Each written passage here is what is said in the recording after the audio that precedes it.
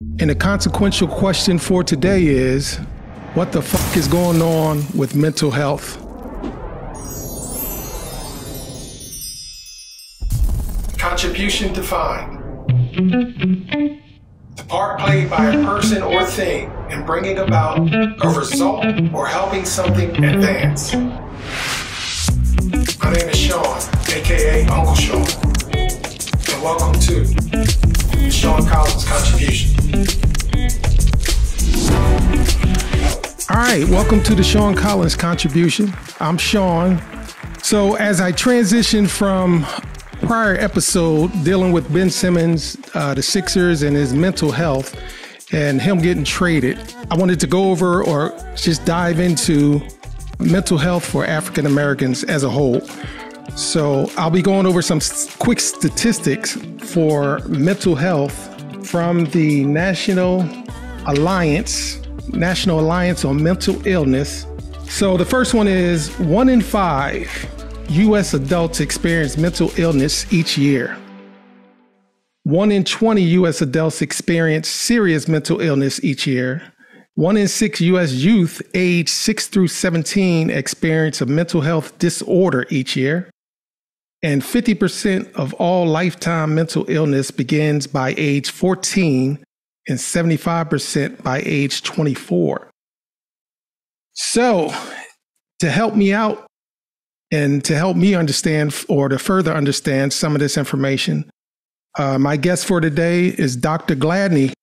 Dr. Gladney is a 15-year college educator and contracted behavioral health specialist for multiple community organizations. She has over 30 years combined experience in mental and substance use disorders, forensic rehabilitation, cultural and gender sensitivity, and ethical training. She holds a PhD in human services from Capella University and earned her master's degree from Lincoln University. There's a couple other things she's involved in, but we'll get into later. Welcome, Dr. Gladney. Thank you for having me.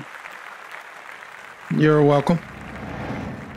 All right, so let's try and get into it a little bit.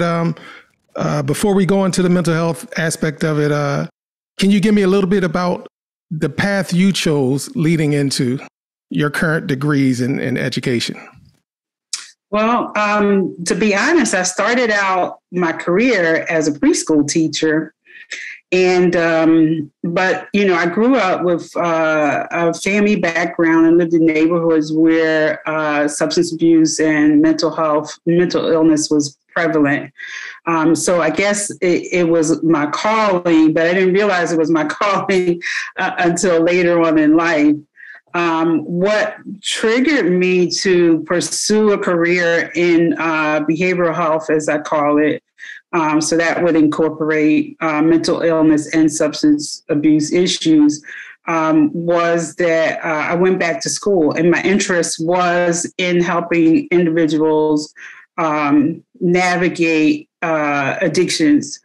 And my interest came from, again, my family history and also some friends that I knew that had issues. So I knew I couldn't help them, but I was interested in helping other people with substance use disorders. And so I transitioned my preschool teaching career into a career working with parents who had preschoolers who also had substance use disorder. So that's where my interest came in. And then, so I worked in the field after I got my first degree, and then subsequently went on to making a career out of it and going back to get my master's degree and then my PhD. Nice. Okay. All right, let's get into your, you have your PhD from Capella University. Yes. And you also have your dissertation entitled Racism and Coping Among African American Male Baby Boomers. And what was the full title of that? Okay. It's race-related. Empirical Study. Yeah, so it's race-related stress. So it's a little bit more than just racism. So race-related stress and coping among African-American male baby boomers. And empirical study just means that I did quantitative research instead of qualitative research, which a lot of people, when they do research studies about people's experiences, tend to do qualitative, and that's where they interview people and get their stories that way. But okay. I did an actual survey and then quantified the data from the surveys. Okay. And the baby boomers, let's identify the baby boomers year frame. So baby boomers are individuals who were born between 1946 and 1964. And so I am a baby boomer. And so that was one reason that I had an interest in that group. And I had a curiosity, too, because growing up, I noticed that, as a person working in mental health, I noticed that there didn't seem to be a lot of baby boomers in treatment for mental health disorders. And, baby boomers went through the civil rights movement or grew up during the civil rights movement. So a lot of us were children and were teenagers during that time.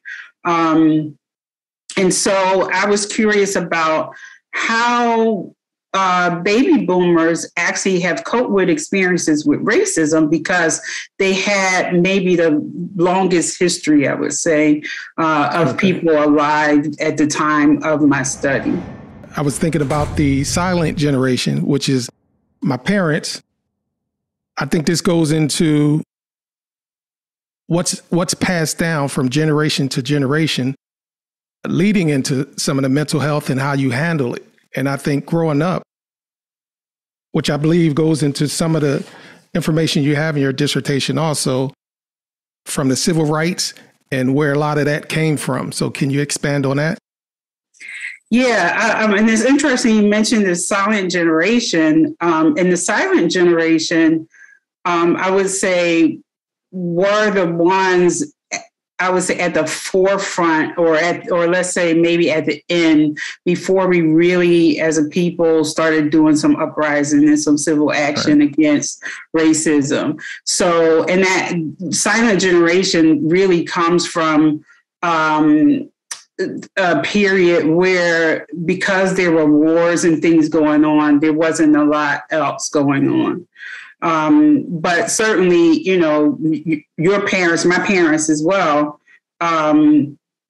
endured some pretty harsh and I think more blatant forms of racism, more violent forms of racism than maybe the next generation, the next two generations did.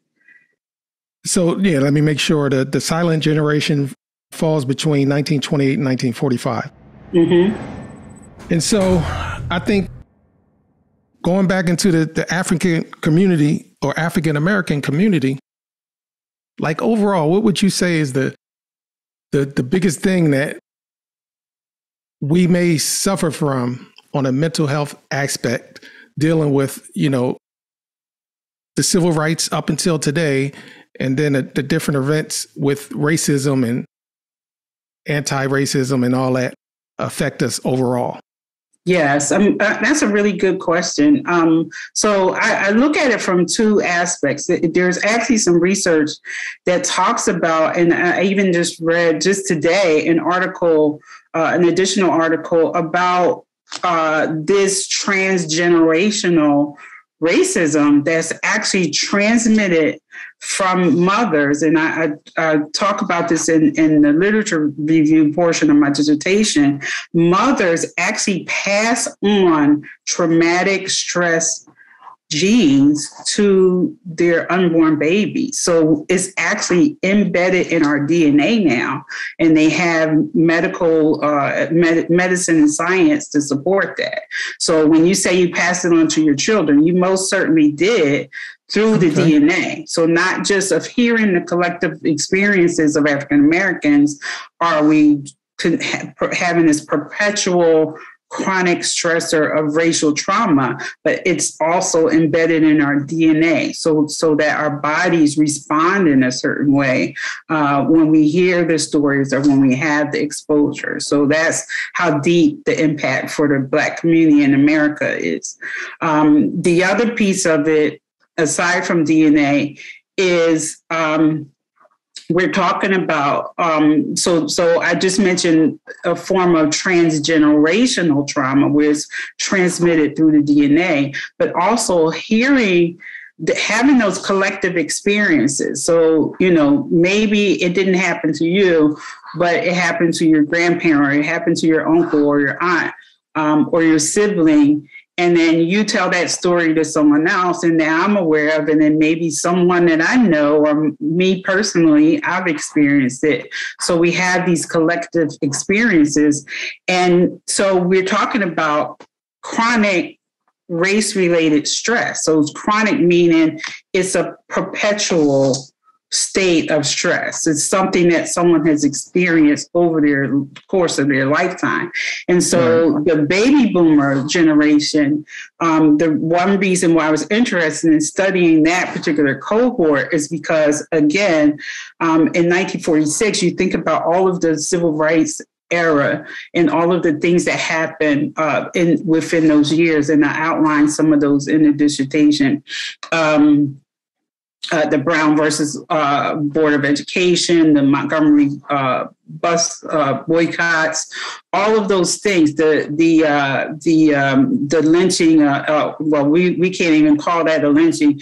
The crucifixion or a beating, horrible beating of Emmett Till that happened in 1955, I believe. So all of this stuff culminated in the lifespan of the baby boomer. So from the first baby boomer that was born in 1946 until the last baby boomer born in 1964, we've witnessed or experienced or have a relative that had an experience of this racial tension and this racial violence. And so it was experienced or perpetuated throughout most of our childhood development. All right. So if you can imagine being born into it and then growing up into it, it's a part of your development. That's interesting. So it makes me think back to something else I wanted to go over that I noticed in the dissertation was the coping styles. And I can kind of identify with two that you have in here with self-reliance and then the religious aspect of it.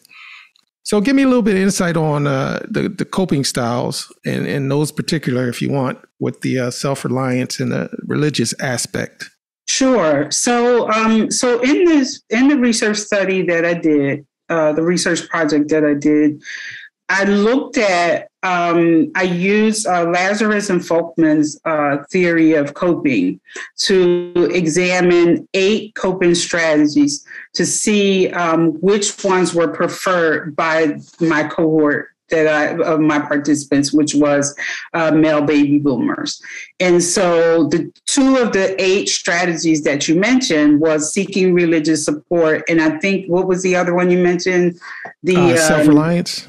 Self-reliance. And so let's talk about the self-reliance. So in my findings in this study that I conducted, those were 2 of the primary coping strategies employed by my participants who were male African-American baby boomers. And so the self-reliance, there's a body of literature that talks about John Henryism. So I'm sure that you're familiar with the story of John Henry, where he went against the machine to see who could dig the tunnel for the train quick faster, him or the drill. And so the story ends that he beat the machine, but he passes out and dies afterward. And so John Henryism, so this concept that was developed, and I apologize, I'm not citing the author, it's not my concept, but John Henryism is what Black men do in this cohort. What Black men do, they press on, they press through this their troubles, or their stressors, or the things they have to do. So they keep it moving, as so to speak.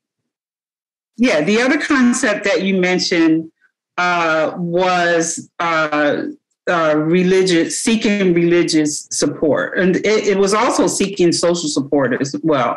So most of the participants in the study were, I got from barbershops, some workforce groups, community centers. And so this is basically where this cohort hangs out at.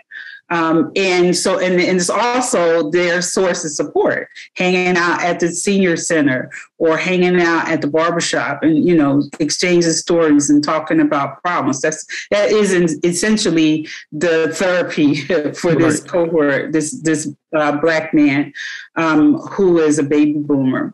And so those are the preferred strategies that they get their support when it comes to coping with stress from racism, from their groups, and from their religion. So they might engage in prayer or meditation or some sort of religious service to help them cope with the stressor of racism. It was interesting also in the study to find that, as I hypothesized, that this particular cohort had extreme levels of chronic stress, so stress over their lifetime. They didn't have a lot of recent experiences. So, because I did assess them for recent experiences with racism, but the highest level was the lifetime experience of chronic lifetime exposure to chronic racism. And it should be noted too that those two particular coping styles of the 8 is considered a problem focus. So Lazarus and Folkman divide their 8 strategies into 2 categories. One is an emotion focused strategy. So there's four strategies under the emotion focused way of coping, and then the other is a problem focus. So emotion focus is where you might turn to drugs and alcohol, or you might lash out aggressively. You might internalize it and become depressed. There is one more. I'm not thinking of it right now. Whereas problem solving is where you're actually proactive or dealing actively with the stressor and not withdrawing from it, without withdrawing from it.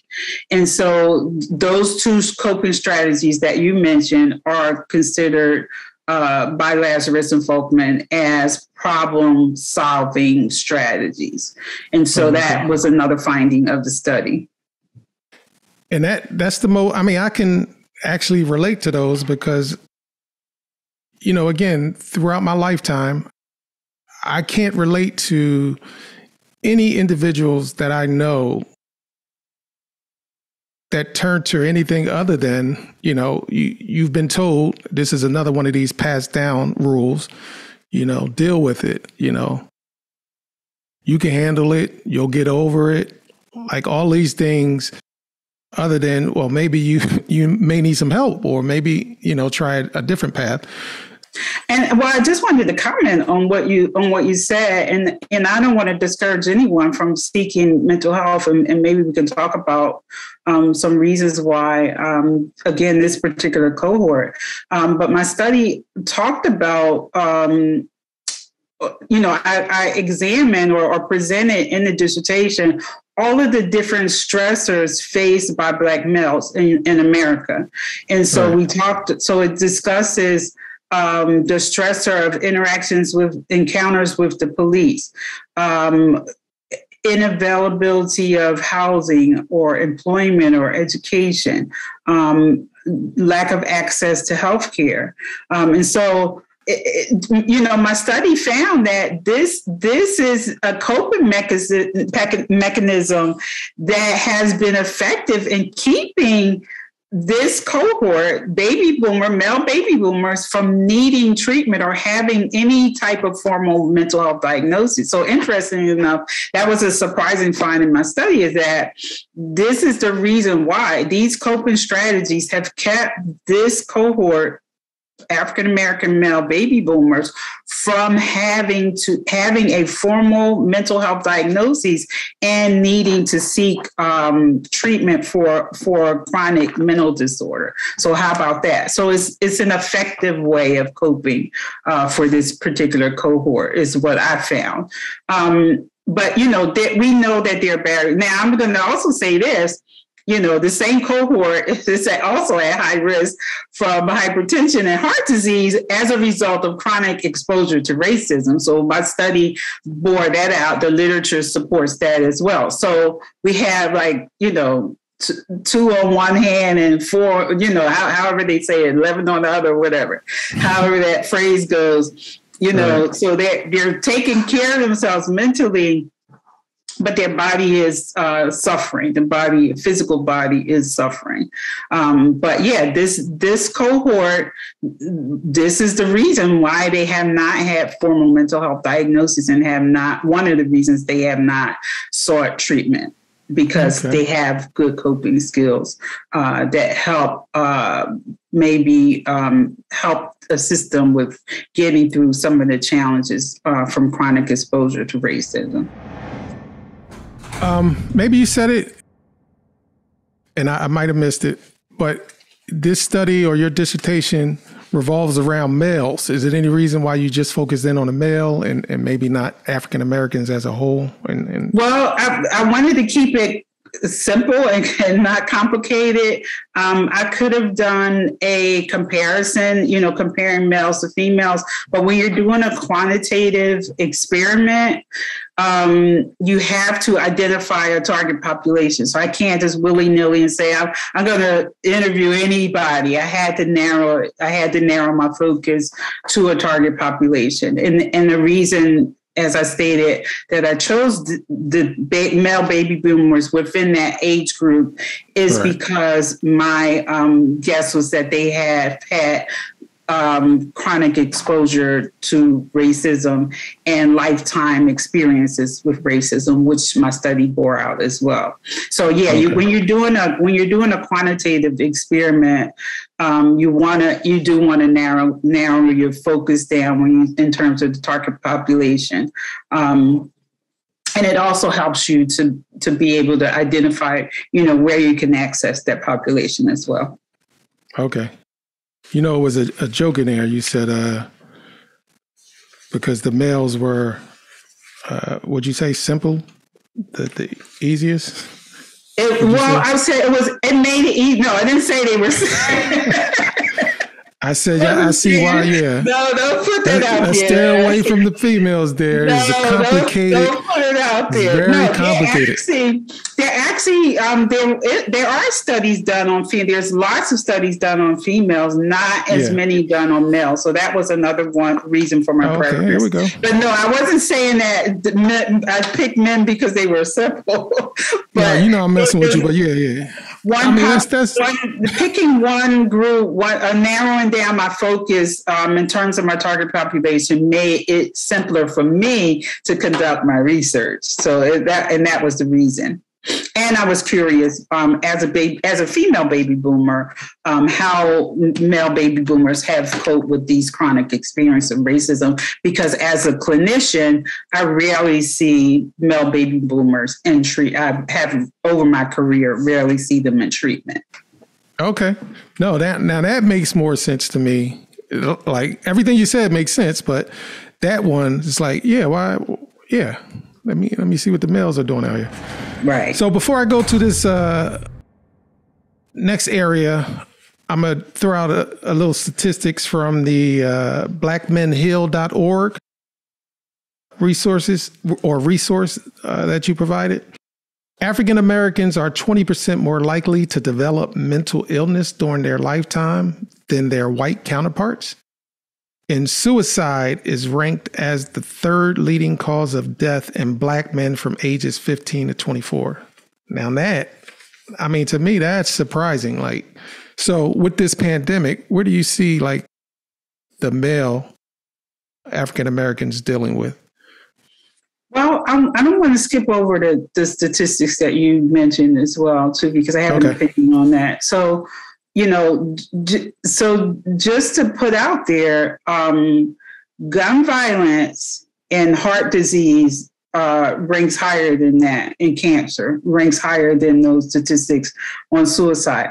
Males in general are more likely to commit suicide. White males in general are more likely to commit suicide, even though we know that the teen statistic across races is increasing. There was another number that you mentioned in the statistics. So yes, in terms of the mental health, I would bet, not really knowing, not familiar with the statistics, I would guess that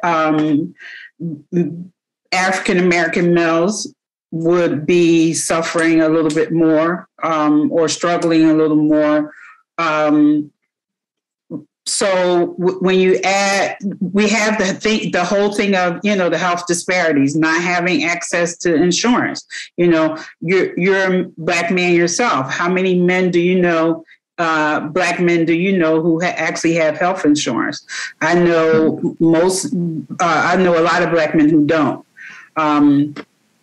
And so having access to healthcare because they can't afford it, or because, most of us who do have insurance, we get it through our employer. If I don't have a job, I have to get it through the market, and sometimes the market rates are high as well. So, so health disparities, is a big reason why, we're not able to take as good care of ourselves as our white counterparts.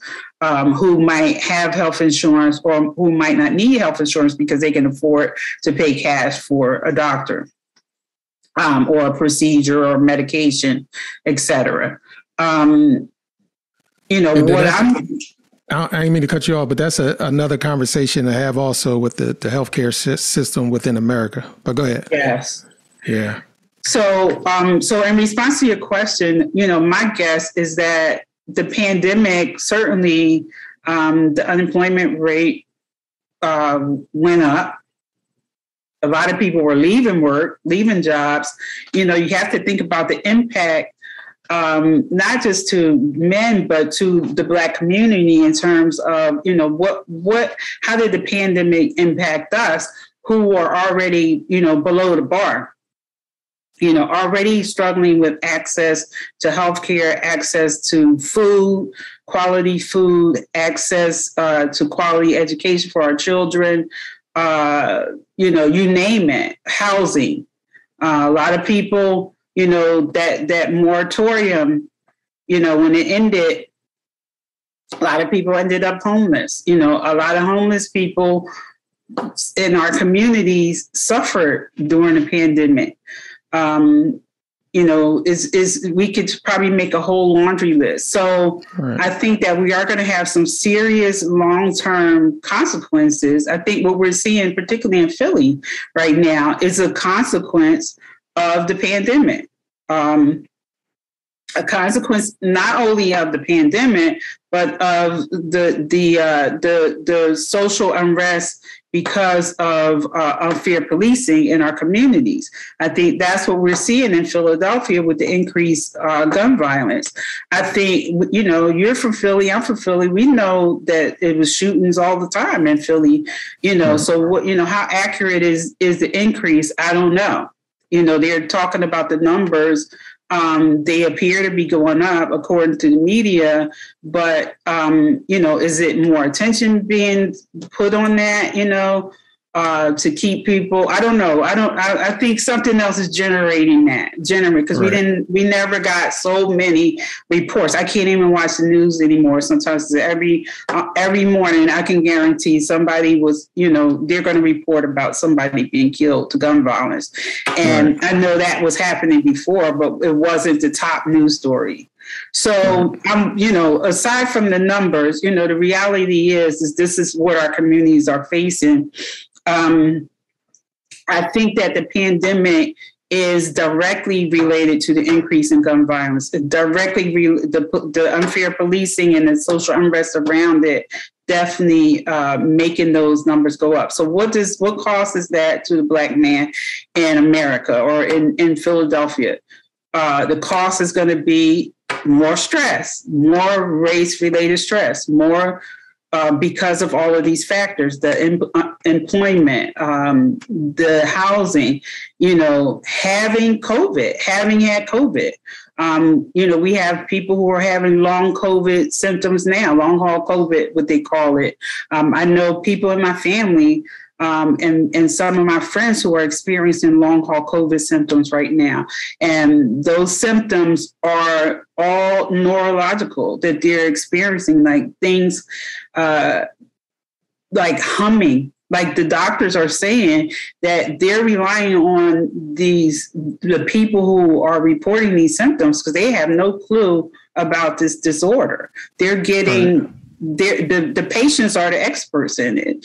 And so, but most of the long haul COVID symptoms are neurological. So they're going to come out. And I think, in the beginning, you mentioned the statistic about children diagnosed with mental illness. And I'm going to tell you what I know as a clinician and as a social researcher, that number is high because a lot of children are misdiagnosed. A lot of children are misdiagnosed with conditions such as ADHD, and we could probably have a whole nother platform on that. And and let me just tell you what I know. Symptoms of fetal alcohol spectrum disorders present themselves as ADHD. And so, but if you can't diagnose a child with fetal alcohol spectrum disorder unless you know for a fact that their mother misused alcohol during their pregnancy. And so, how many of the children that we're seeing in our schools, in our clinics, who are diagnosed with ADHD, and they're just presenting symptoms of fetal alcohol spectrum disorders. Why is that important? Because the medication is going to be different. They might not need medication. They might need some other form of treatment. And so, post-pandemic, whenever that's going to happen, I don't think we're going to see, people are optimistic. I'm not. I'm going to be honest with you. I don't think we're going to be looking at anything called a post-pandemic for a little bit because of the inconsistencies. But, the pandemic definitely we're going to see an increase in mental health, stress-related mental health disorders, I think. In the coming years because of the pandemic and also the social unrest because of unfair policing that happened in our country at the same time. Right. So you gave a little bit on the after effects of the pandemic, maybe. But do you have any other predictions? What will be the new norm once I want to say officially say it's over, but specifically with the pandemic, what do you think the new norm will be and the effects on generations for each generation? Well, when you talk about in terms of mental health, so we already have people in our communities who are struggling with mental health issues, whether it be mental health symptoms or mental disorders, substance abuse disorders. we already had a severe or serious problem, right? And so because of the pandemic, we're all working from home. So I think we're going to see more of that. I think we're going to see a continuation of people opting to work from home, employers opting to allow employees to work from home, and there's going to be a lot more, which is going to in turn lead to more isolation. And so increased isolation is going to mean that we're going to have splinters of people all over the place who need help and may not access it because it was already difficult, right? It was already difficult to access it for whatever reason. Maybe people had reluctance, the distrust in the healthcare system, distrust in health professionals. People are going to be isolated and alone. I think about the children who I'm here. I think about the children who were born during the pandemic or very young during the pandemic. You know, they're going to lack some of the social skills that the rest of us had. From that we got from face-to-face interactions with people. You miss a whole lot of developmental learning by not having face-to-face contact with another human being. And so, you know, and then even when they do have face-to-face contact, people have masks on. And I'm all for people wearing masks to keep themselves safe and keep others safe. But we're just talking about the impact of the pandemic. So we're going to see poor social skills, right? So, you know, I think a lot of the violence, you know, the gun violence is a lack of coping. There's no coping employee. We can't say it's a lack of coping because you know, shooting someone is a way of coping. It's not an effective way of coping, but it is a strategy. It is a way of coping using aggression. And so we're going to see more of that. If we don't intervene in some way and in some critical and drastic way and get a hold of our young people and help them to navigate their emotions and navigate their feelings, we're going to see more violence. We're going to see more suicides. We're going to see more mental disorder. That's my prediction. Wow. We have to intervene, and we have to use the technology. We have it, so we could use the technology to check on, you know, our kids or make ways, you know, have ways for them to check in with us. Before I met with you, I was in a webinar talking on mental health in the school-age children. And this young lady who actually attempted suicide, African-American young lady, attempted suicide when she was in school because she didn't get the support that she needed. She created an app. And I'll make sure I get the real name of the app. She created an app for kids to download so that, you know, it's called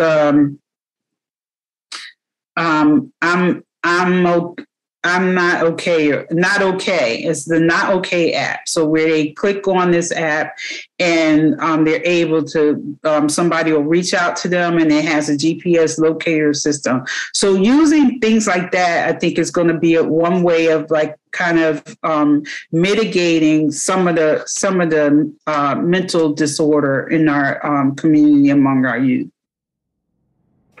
Okay. And so I'm going to wrap it up now. So a conclusion, like after the dissertation, like what's your overall conclusion on the information you had in your dissertation? My overall conclusion was that, and you know, every research study has limitations, so I didn't identify them in this broadcast.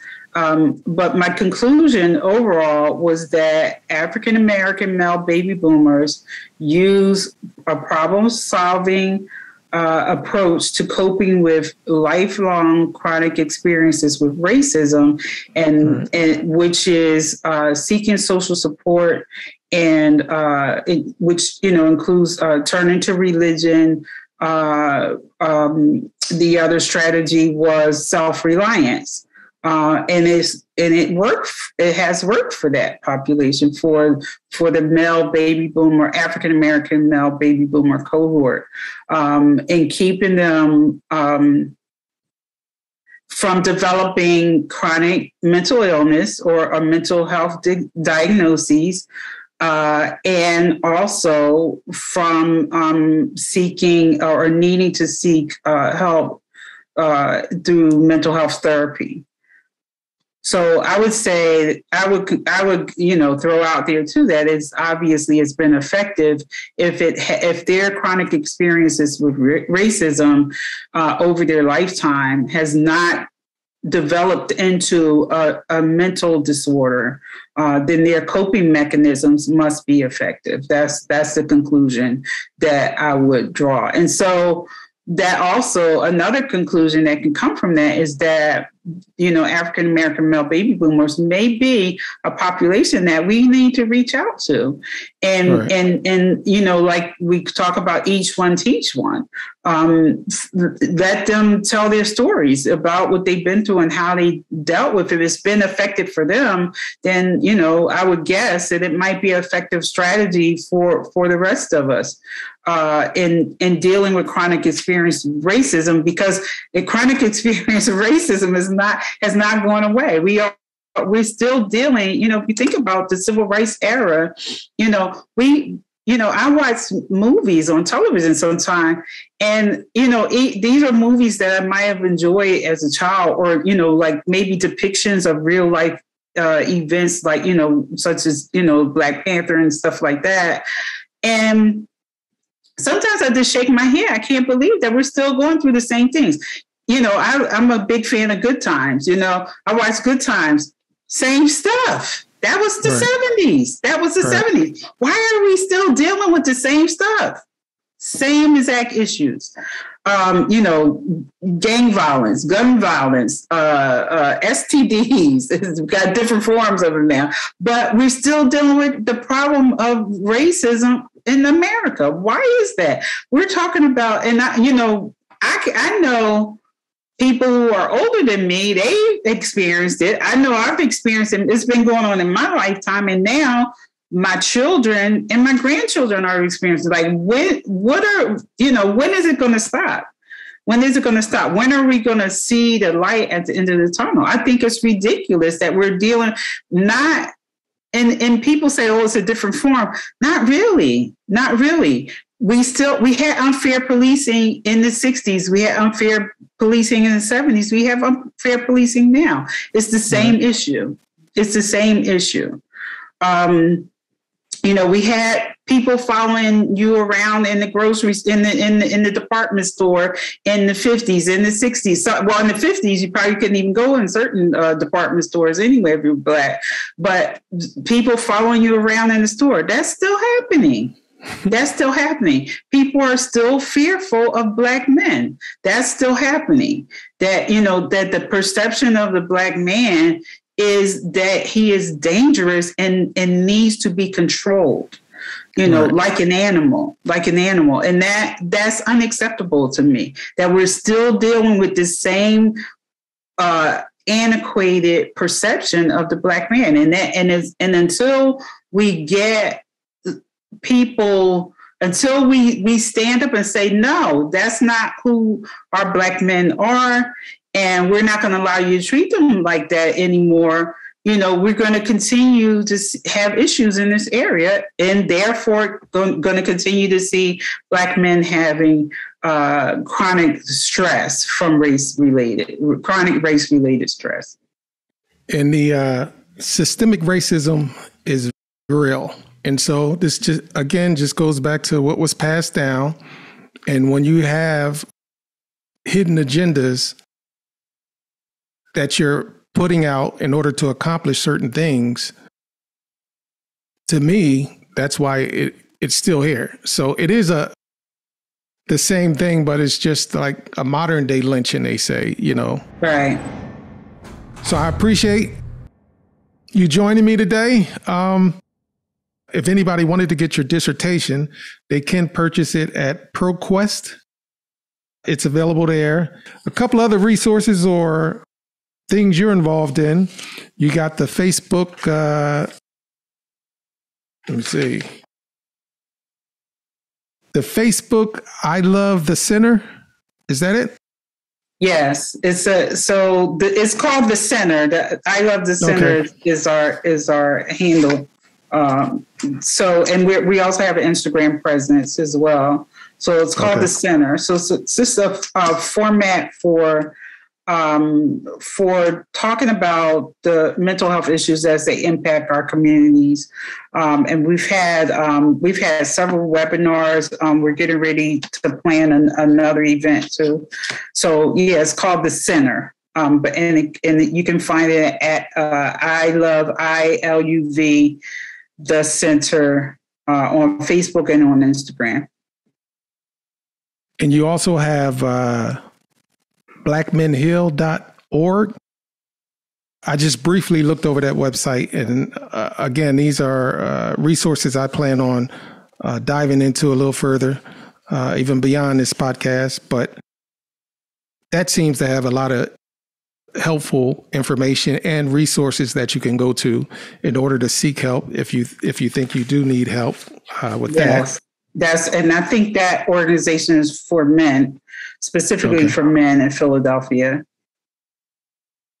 And then you're also a co-founder of the center. That's the social media that we were just talking about. And then founder and facilitator of Face Up. What's the Face Up? Face Up is finding African. I can't remember. You put me on the spot with the acronym. I got you. Africana through collective empowerment and understanding our purpose. Yeah, so that was actually a face-to-face group meeting. It started out as a face-to-face group meeting about maybe 10, 15 years ago, where myself and other seasoned women got together with some younger women, and we had conversations in a non-judgmental format. I think a lot of times, in terms of Black females, we battle because, people place their values on other, women place their values on other women, and we get to be judgmental about, maybe way somebody's living their life, how they wear their hair, clothing and things like that. So it was a format for that. And so I'm getting ready to revamp that as well, where we're in the virtual environment for now, where we have discussions with seasoned and younger women, open discussions where, we facilitate that conversation and how we can work together to better our communities. All right. Nice. That's all I have. Did you have any other closing thoughts?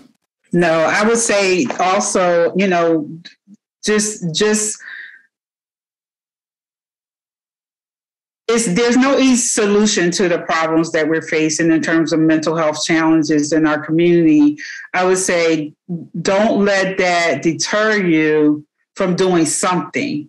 I would like to see Black men get more involved in the school system in whatever capacity they can. Sometimes reaching out, writing a letter to the teacher, email to the teacher, the principal.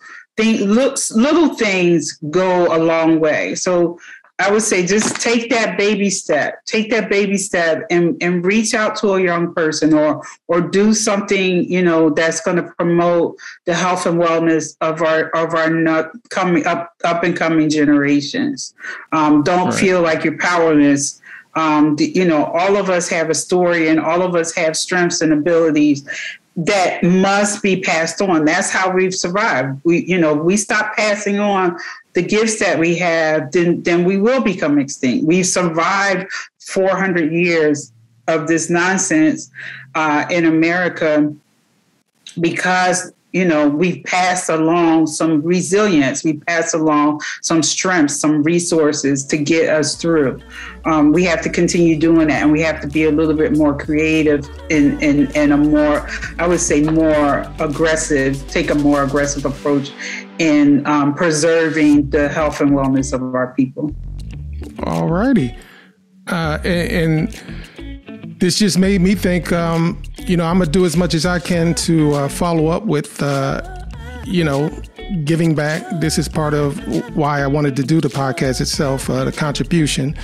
And so if you want more information on that, you could check out www.uncleshawn.com, and that can point you in the different directions with the podcast, and then any of these other resources and things you may want to follow up on or contribute yourself, dealing with the mental health and a lot of other issues that I plan on bringing to the table. And I thank you for your time. Great. Thank you. Thank you for having me. Looking forward to the next one. All righty. Thanks for listening to the Sean Collins Contribution Podcast with your host, Sean, and special guest, Dr. Gladney. We hope you enjoyed our discussion on mental health and Dr. Gladney's dissertation titled Race-Related Stress and Coping Among African American Male Baby Boomers, an Empirical Study. Please go to the website www.uncleshawn.com. That's www.unclesean.com for additional podcast information and links. Also check out and contribute to #The Sean Collins Contribution. Join me for future episodes with interesting discussions surrounding health and wellness, new artists, global perspectives, and so much more. Until next time, peace. Towards the end, I apologize for the video. Yeah, it's fine. So these are the little twerks that I'll be working through here. I have to figure out what happened first. Okay. So, because the males were, would you say simple, the easiest? I said it made it easy. No, I didn't say they were.